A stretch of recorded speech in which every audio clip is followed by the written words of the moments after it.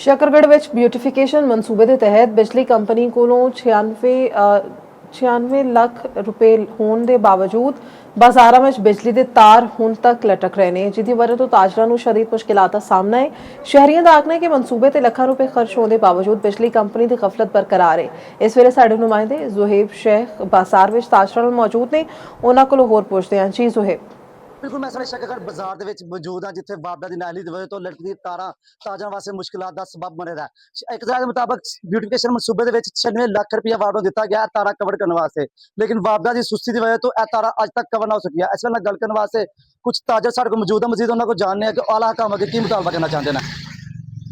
हाँ जी सर, असी मतलब शहर के मतलब रिहायशी हाँ, मतलब इस बाजार के मतलब ताजर हाँ। तो सानू इस इन्हां तारां जिहड़ियां लटकदियां तारां बाजार दे विच बहुत सारे मसाइल ने इन्हां दी वजह तो तुसीं देखो सिरां दे नाल लगदियां ने, जदों जाइए असीं बाजार दे चों लंघीए सिरां दे नाल लगदियां ने, कोई भी वड्डा हादसा हो सकदा है।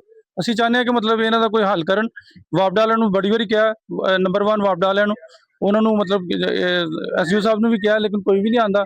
कई वारी उन्हां नूं असीं पहले भी लगाईआं ने वीडियो, लेकिन कोई भी नहीं आंदा।